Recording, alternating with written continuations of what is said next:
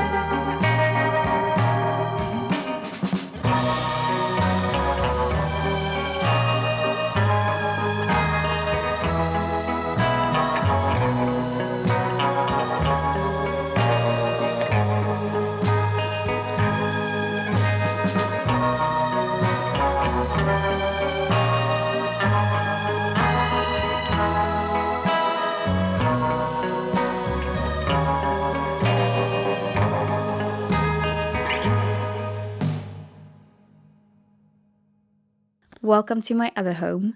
I haven't filmed all the places, only because I'm not always 100% comfortable to film in public spaces, yet. I also bought 3 new books, because I definitely need more books. But a few subscribers, which really means my family and a few of my friends, will remember that I used to film book reviews. So if you'd like, I can tell you something about these books in the next video. After a week of intentionally breaking my routine in the Czech Republic and trying to look at it differently, I feel very happy. It's been a really wholesome week. I feel like my curiosity has been nourished and I've learned new things. And I'd like to end on a cliche, but I think it's one that is worth repeating, at least to myself. Real life is outside. Technology allows us to learn so much, so fast. It's convenient and addictive, but often we vicariously live through screens. And that's not a bad thing. We learn about the world by watching other people live their lives as well. But I think there is a danger in switching off and just consuming without really realizing what we're taking in. And I know this is very ironic. I'm making a YouTube video about getting off YouTube, but I realize it can be a real problem for me, especially when I'm stuck in a repetitive routine at work. Suddenly watching a video at the end of the day is like a little treat. And that would be fine if the treat didn't turn minutes into hours and make me feel worse afterwards. I currently spend enough time on this app to take off 5 years of my life, if I get to live until my 80s. So really, I'm saying this to wake myself up. If you can relate to any of this, then we're on the same boat. I'm the captain, actually. Welcome on board of the Titanic. So once this video is finished, firstly, thank you for watching, but once it's finished, I want you to put your phone or whatever device you're watching this on down and go and do something new. Or do something you do all the time, but do it in a different way. Maybe it will inspire you to do something creative as well. You can start small. Do you usually put your right shoe on first? Well, be a rebel and start with the left. Always wanted to bake croissants? Go and do it. Whatever it is, you might fail, but at least you try. This comes from someone who was stuck in a cycle of wishing for years. But now I'm at least trying. And I feel the best I have in a long time. The question I'd like you to answer, for yourself or in the comments, is what one new thing have you learned today? I hope this video either started a little spark or added to the fire of your curiosity about the world. Most of August is still ahead of us.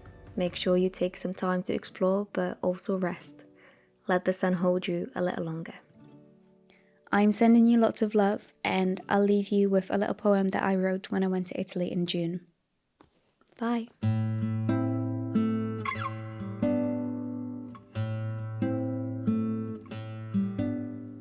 Olive beds and watermelons, salt water drying out your hair, sun planting kisses on your skin, whispering, look, summer's here. The days when you walk out without a jacket, hands sticky with sun cream, your bare feet touching sand.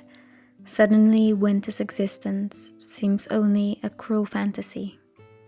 This year, I invite you to tread softly, with patience in body and peace on mind. The rush will return, but for now, feel summer embracing you. Let your hair fade to a lighter shade, rest unapologetically in the warmth, calmly knowing that all things good and bad always come and go.